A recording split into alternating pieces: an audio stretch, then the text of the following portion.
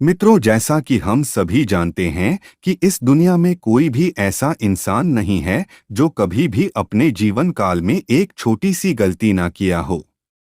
मगर क्या आपको पता है, हमारे जीवन में कुछ ऐसी भी गलतियां या पापों की सजा हमें नहीं भुगतनी पड़ती है। हमारे जीवन काल में कुछ ऐसे पल आते हैं जिस समय में हम यदि कोई गलती है पाप करते हैं जाने अनजाने में, तो हमें उसकी सजा नहीं मिलती है। तो चलिए जानते हैं, हमारे जीवन में ऐसी कौन का ऐसा समय आता है जो उस समय किए हुए पाप या गलतियों की सजा हमें नहीं भुगतनी पड़ती है। मनुष्य को किस उम्र तक उनके पापों की सजा नहीं मिलती है? मनुष्य को किस उम्र तक उनके पापों की सजा नहीं मिलती है? पौराणिक कथाओं के अनुसार एक समय में पृथ्वी पर एक मांडव नाम के ऋषि हुए। वह बहुत बड़े तपस्वी और धर्मात्मा थे। एक दिन उनके आश्रम की ओर कुछ लोग भागते हुए उनकी ओर आ रहे थे और वे लोग ऋषि से शरण मांगने लगे। वे लोग एक चोर थे जो किसी राज्य में चोरी करके भाग रहे थे और उनके पीछे राज्य के सैनिक उसका पीछा कर रहे थे। तो वैसे भी चोर महर्षि मांडव के आश्रम में छुपने के लिए उससे विनती करने लग गए। महर्षि को मालूम नहीं था कि यह लोग चोरी करके आ रहे हैं और यह सभी चोर है। महर्षि ने उनकी विनती सुनकर उसे छुपने के लिए उसे अपने आश्रम दे दिया।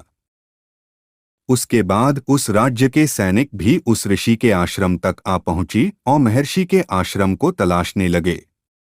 लेकिन सभी चोर अपना लुटे हुए धन उसी आश्रम में छुपाकर भाग चुके थे और जब सैनिकों को वह लुटे हुए धन ऋषि का आश्रम से मिला, तुझसे निकलो उस ऋषि को चोर का साथी मानकर राजा के दरबार में ले गया।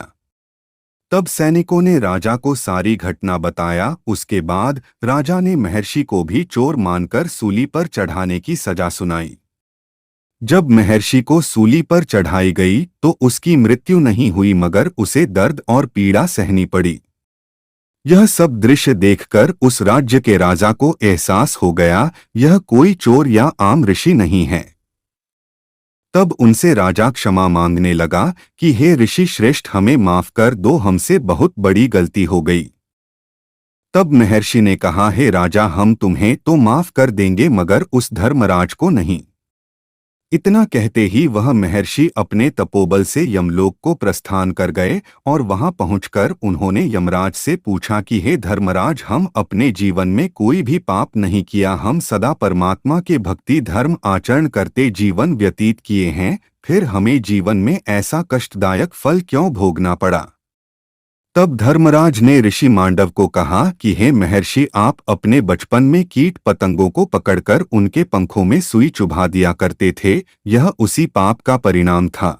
यह सुनकर मांडव ऋषि ने धर्मराज से कहा कि धर्मशास्त्रों के अनुसार जन्म से लेकर 12 वर्ष की आयु तक बालक जो भी कर्म करता है वह पाप नहीं माना जाता है, क्योंकि जन्म से लेकर इस आयु तक वह अज्ञान होता है। अतः आपसे बहुत बड़ी गलती हुई, इसका परिणाम आपको भी भुगतना होगा।